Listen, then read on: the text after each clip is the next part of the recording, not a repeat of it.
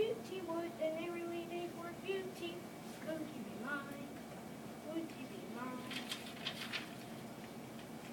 I was a writer, TV producer, and a musician. Oh, hello neighbor, my name is Fred Rogers. I was a writer, TV producer, and a musician. I made a television program called Mr. Rogers' Neighborhood. I was born March 20th, 1928 in Latrobe, Pennsylvania. I was named after my grandfather, Fred Rogers McFeely. I lived with my mom, Nancy, dad, James, and younger sister, Blaine. When I was 5, I started to make and play with puppets. My mother told me when I was upset to look for helpers, and when I was young, my puppets were my helpers. I loved music at a young age and started playing the piano when I was 6. I liked listening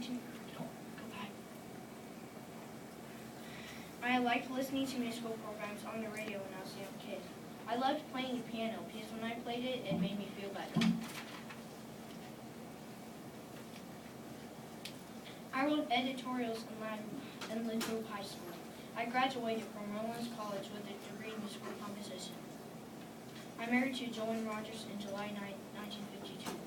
I had 2 sons, James in 1959 and John in 1961.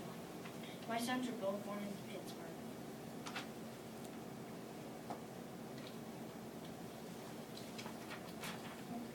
My first job was as an assistant producer and a floor director for television in New York. I wrote, produced, and served as a puppeteer for 7 years. I started getting jobs in New York and Pittsburgh. I established WQED, the public television station in Pittsburgh. I and my friend, Josie Carey, constructed the hour-long show, The Children's Corner, for National Education Television in 1954. And that's how I started my show, The Children's Corner. It was the first actual television show that I got to be in.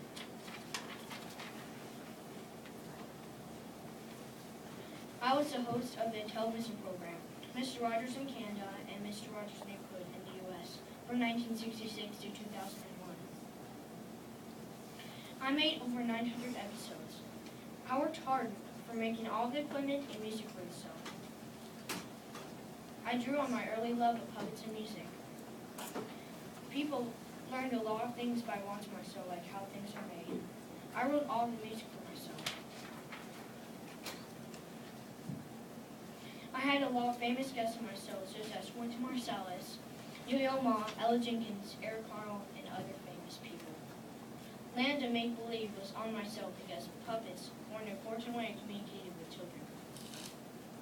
I focused on emotional development. Big Bird visited my neighborhood, and I visited Sesame Street. He is my best friend in my show.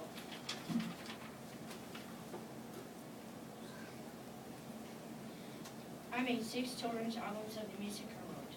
I wrote about 200 songs. I made books for kids about different kinds of things you need to know how to do in life. My shows are still available in public libraries all over the world. I fought for public television and quality children's programming. But the most important thing I gave to everybody was I made everybody special love. I showed courage, love, and discipline. I showed curiosity and enjoyed learning new things.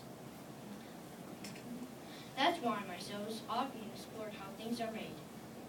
I showed courage because I was brave enough to use my knowledge and talents to speak out for the good of children and all people. I showed love because I said to a lot of people that they're special and fine the way they are.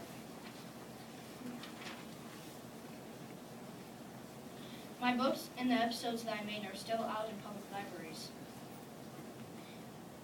I taught education for kids, made a lot of songs, and sang in Mr. Rogers' Neighborhood, the TV show I made.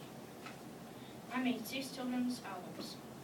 I won 4 Daytime Emmy Awards, a Lifetime Achievement Award from the National Academy of Television Arts and Sciences in 1997, the Presidential Medal of Freedom in 2002, and a Hollywood Walk of Fame star. I was introduced into the Television Hall of Fame in 1999. I died of stomach cancer on February 27, 2003. This is what I give. I give an expression of care every day to each child to help him realize that he is unique. I thought that that television really influenced us. I thought of television a lot. I tried to make kids feel better when they were sad.